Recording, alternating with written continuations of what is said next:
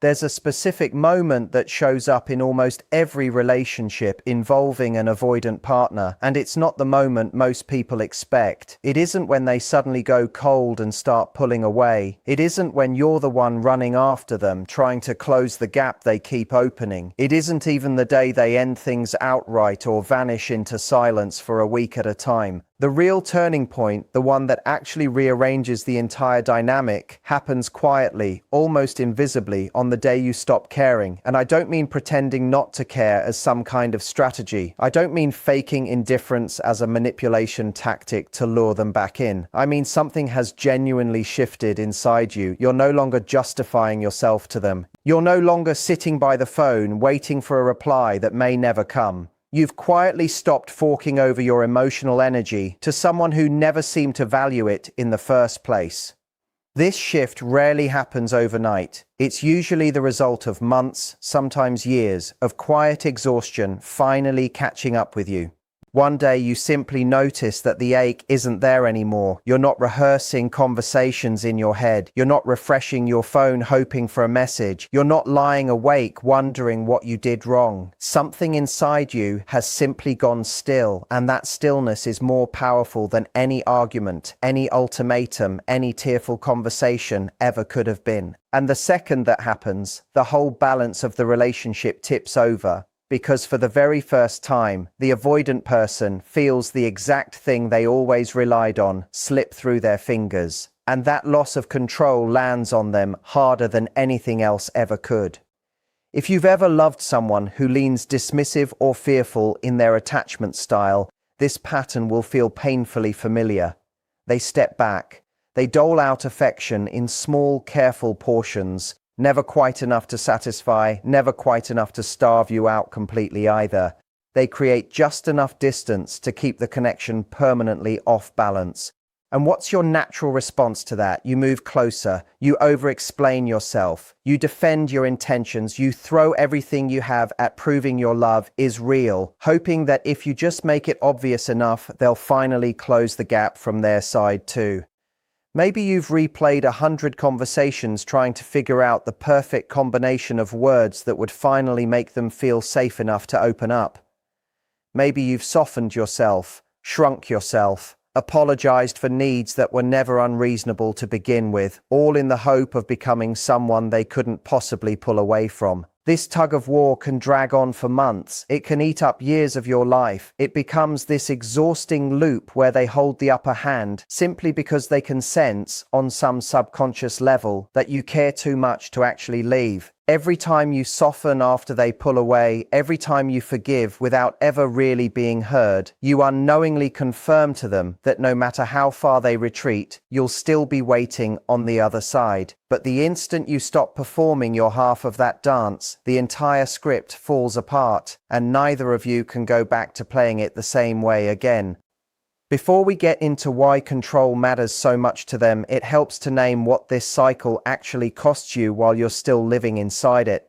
Chasing an avoidant partner doesn't just wear you down emotionally, it slowly rewires how you see yourself. You start measuring your worth by their availability. A good day becomes one where they texted back quickly. A bad day becomes one where they went quiet for a few hours longer than usual. Your sense of security stops coming from within and starts depending entirely on their mood, their capacity, their willingness to engage on any given day. That's an exhausting way to live, and most people don't even realize how deeply it's affecting them until they finally step outside of it and look back. The version of you who was constantly monitoring someone else's behavior for clues about your own worth is not the version of you that gets to experience real peace. And that's precisely why the moment of detachment matters so much. It's not just about the relationship, it's about getting yourself back. Here's something worth understanding about why control matters so much to someone with an avoidant pattern. For them, staying in control isn't a nice-to-have preference, it's tied to their sense of survival. Somewhere along the way, often rooted in childhood experiences, they learn to associate closeness with danger. Maybe love was inconsistent growing up. Maybe vulnerability was met with ridicule, or worse, with silence. Maybe the people who were supposed to make them feel safest happiest were the same people who taught them that needing someone always ends in disappointment. Getting close to someone meant risking suffocation or rejection or losing themselves entirely, so distance became their sanctuary. Keeping people at arm's length felt to them like protecting their independence, like guarding the one thing that kept them safe. And when you cared more than they did, when you overcompensated for their emotional absence, it actually reassured them in a twisted way. It told them they could retreat whenever they wanted, and you'd still be standing there. It told them that the less they gave, the more you'd give in return. Your effort was quietly feeding their illusion that they were safe and still in control. It became an unspoken agreement neither of you ever consciously signed on to. You carry the emotional weight of the relationship, and they get to keep one foot out the door at all times. But then something changes. Your silence starts replacing your long explanations. Your calm starts replacing your desperate pleading. Your indifference starts replacing your anxiety. And just like that, their sense of control disintegrates. Suddenly, the safety they built their entire emotional world around is gone, and there's nothing familiar left for them to hold on to. That disappearance of control creates a genuine shock for them. It feels, to the avoidant person, like a hairline crack running straight through the mask they've spent years perfecting. They're used to a certain script playing out: conflict, chasing, emotional outbursts, tears, pleading. That's the performance they expect from you. And honestly, it's the performance that's always confirmed their worldview. The idea that love is chaotic, needy, and exhausting, and that distance is the only reasonable response to it. But your quiet detachment doesn't match anything in that script, and it throws them completely off balance. Why aren't you reacting the way you used to? Why isn't there any anger, any desperation, any late-night message begging for one more conversation? What changed? Avoidant people, whether they'll admit it or not, are incredibly sensitive to whether or not they still hold emotional weight in your life. It's almost a survival instinct for them, constantly scanning to see if they're still the center of your emotional orbit, even while they insist they don't need that kind of attention at all. So when they pick up on the fact that your care has genuinely evaporated, not performed, not exaggerated for effect, but truly gone, it rattles them in a way few other things can. And that unsettled feeling often morphs into curiosity, a quiet, almost involuntary need to understand what exactly happened to change things so completely. Now, don't expect the avoidant person to come rushing back with open vulnerability the moment they sense this shift. That's simply not how they operate, and honestly, it would go against everything they've spent years training themselves to do. Instead, what usually happens is a series of small tests, little probes to check the temperature of the water before they'll ever risk exposing themselves emotionally. You might get a random "hey" out of nowhere, a text that seems to come from absolutely nothing, arriving weeks or even months after the last conversation went cold. You might notice them liking an old photo or leaving a comment somewhere just visible enough for you to see, timed a little too perfectly to be a coincidence. They might bring up an old memory, almost casually, dropped into conversation as if it means nothing, just to gauge your reaction. Some might even throw out small provocations, comments designed purely to see if they can still get a rise out of you, still pull that familiar emotional reaction they've come to expect. None of these are grand romantic gestures, they're feelers. They're quiet experiments to determine whether they still matter to you, whether they still hold any emotional real estate in your world, whether the old dynamic can be quietly reactivated without either of you having to say anything real out loud. And when you don't take the bait, when you stay grounded, calm, and unmoved by these little tests, that's exactly when the reality of the situation begins to sink in for them. There's no game left to play because you're simply not playing anymore. Avoidant people spend years, sometimes decades, avoiding vulnerability altogether. They bury it under layers of independence and self-sufficiency, convincing themselves over and over that they simply don't need anyone in their corner, that they're better off relying on no one but themselves. It becomes an identity as much as a defense mechanism.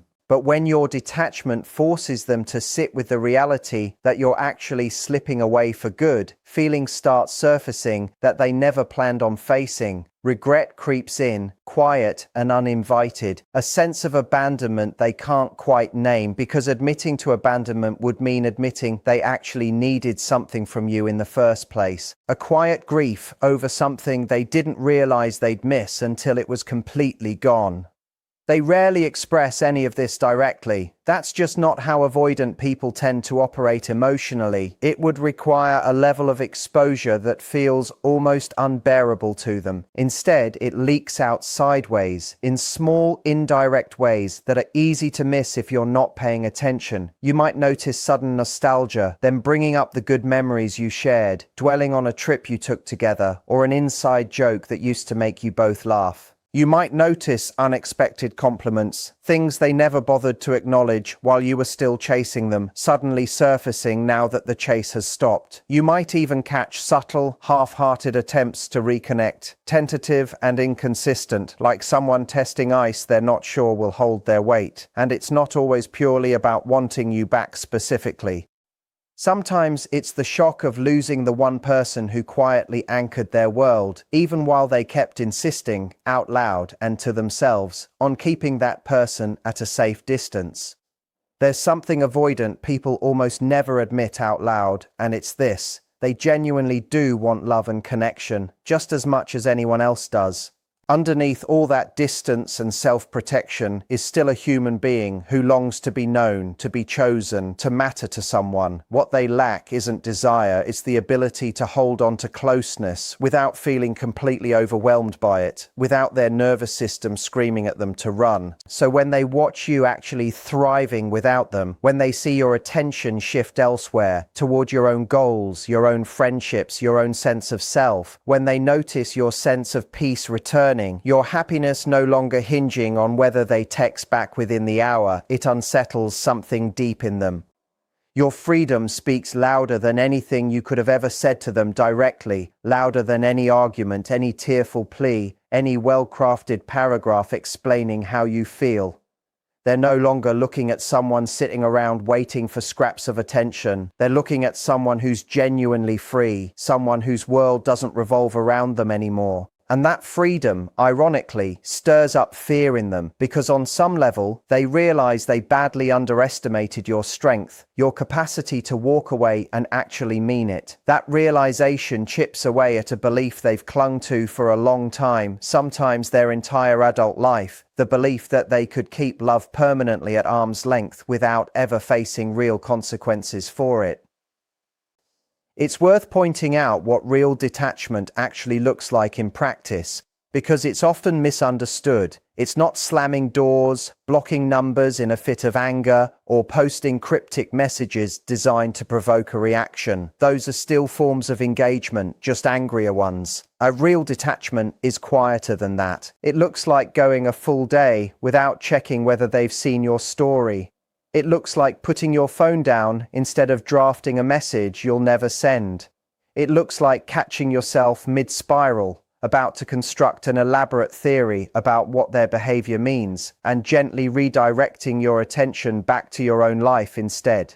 It's not a single dramatic moment, it's dozens of small, unremarkable choices, repeated consistently, until one day you notice you haven't thought about them in a while, and it doesn't hurt the way it used to. Not every avoidant person reacts to this shift in the exact same way. Some double down harder than ever. They put on a show of not caring either, convincing themselves and everyone around them that they're perfectly fine, that they never really needed the relationship to begin with. It's easier to perform indifference than to admit loss out loud.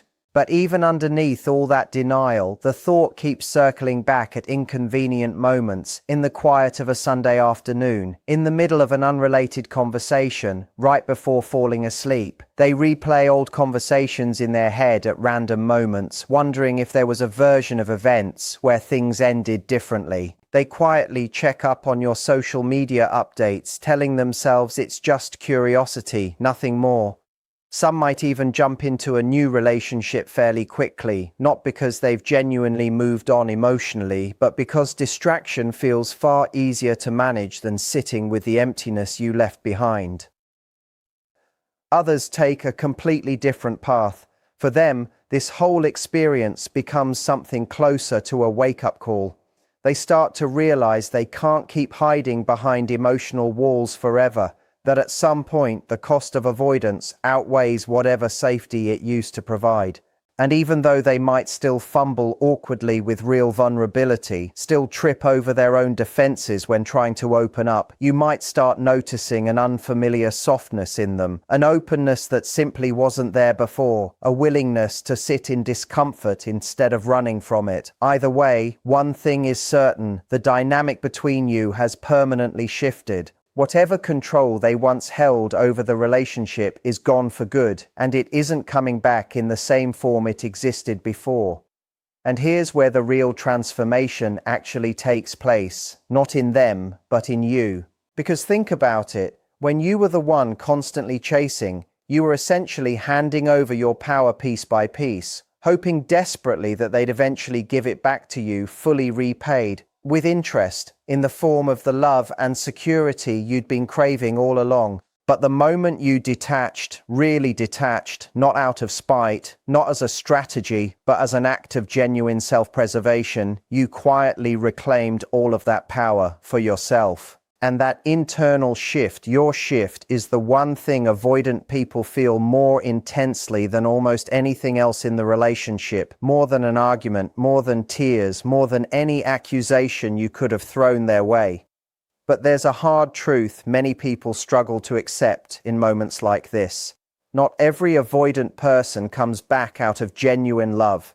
Sometimes they return purely to test whether they still have influence over you, to confirm that their power hasn't actually disappeared. Sometimes it's about feeding their ego, needing that reassurance that they're still desired, still capable of pulling someone back in whenever they choose. And yes, occasionally it really is genuine. Sometimes losing your care cuts deep enough that they're finally forced to look inward and actually do the emotional work they've been avoiding for years, maybe even their whole life. But here's the difference that actually matters. You are no longer sitting around waiting to find out which version of the truth applies to your situation. You're not holding your breath for an explanation, a grand gesture, or a moment of clarity on their end. That, right there, is real freedom.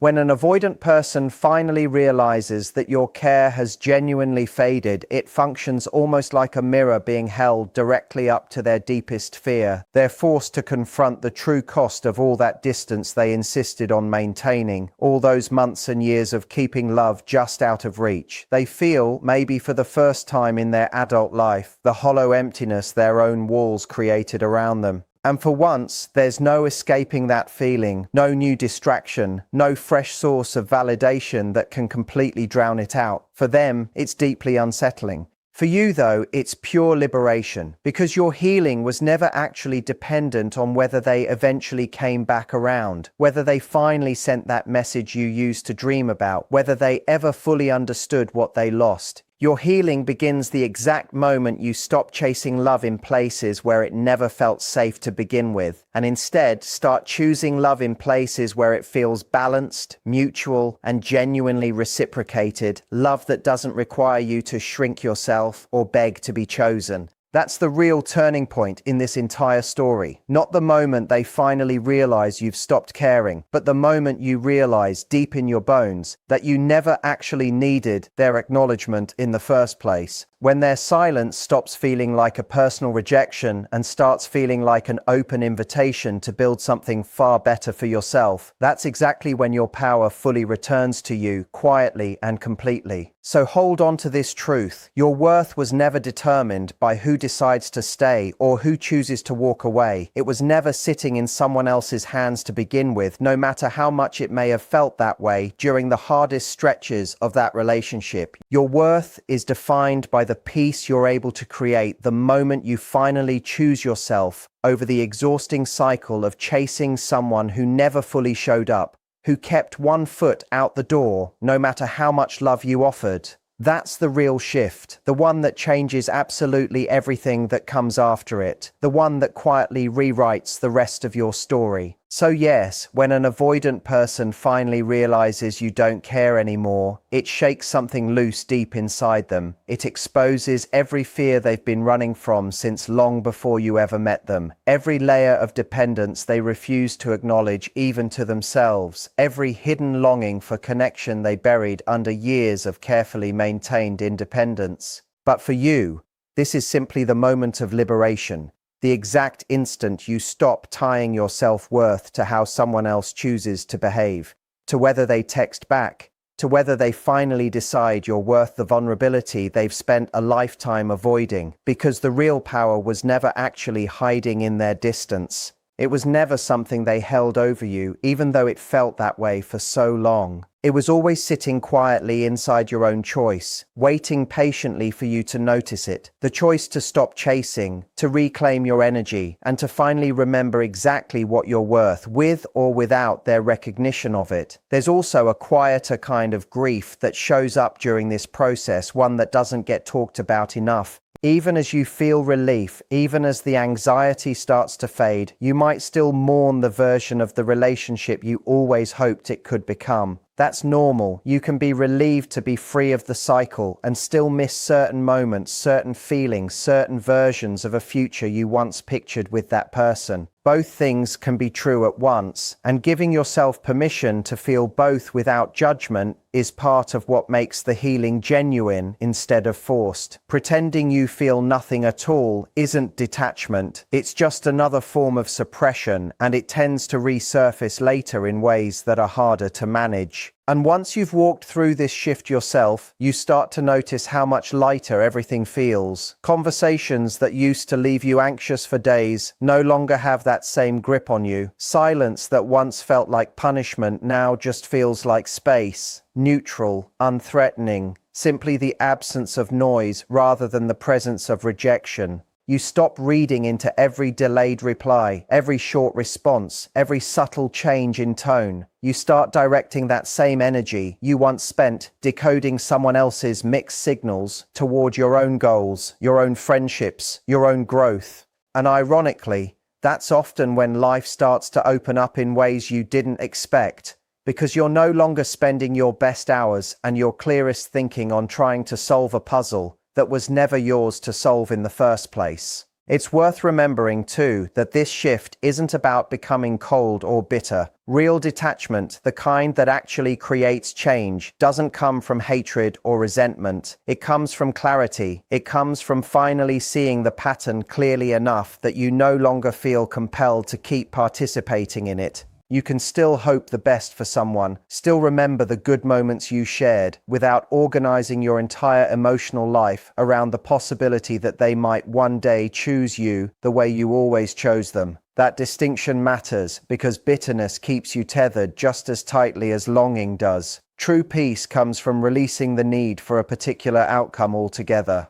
If you're in the middle of this process right now, still somewhere between the chasing and the peace, know that it's okay if it doesn't happen all at once. Detachment isn't a light switch. It's more like a muscle you build slowly, one boundary at a time, one moment of choosing yourself over the old pattern at a time. There will be days it feels easy, and there will be days you catch yourself slipping back into old habits, refreshing a conversation thread, wondering if today is the day they'll finally reach out. That doesn't mean you've failed or that you're back at square one. It just means you're human, and healing was never meant to be a perfectly straight line. What matters is the overall direction, and if you're spending more days at peace than you are in anxious waiting, you're already moving the right way. It's also worth remembering that this entire process isn't really about them at all, even though it can feel that way in the moment. It's about you rebuilding a relationship with yourself, one where your sense of safety doesn't depend on someone else's willingness to show up consistently. Somewhere along the way, many of us learn to associate love with proving ourselves, with earning affection through effort, patience, and self-sacrifice. Unlearning that takes time, and it takes practice, but every time you choose stillness over chasing, every time you let silence exist without rushing to fill it with explanations, you're teaching yourself a new way of being loved, one that doesn't require you to disappear in the process. And that lesson, once it settles into you, tends to change every relationship that comes after this one, not just the one you're currently walking away from. If any part of this reached you today, take a moment to like this video, subscribe for more content like it, and pass it along to someone who might need this same reminder right now. Until next time, take care of your heart, protect your peace, and never let yourself forget your true worth.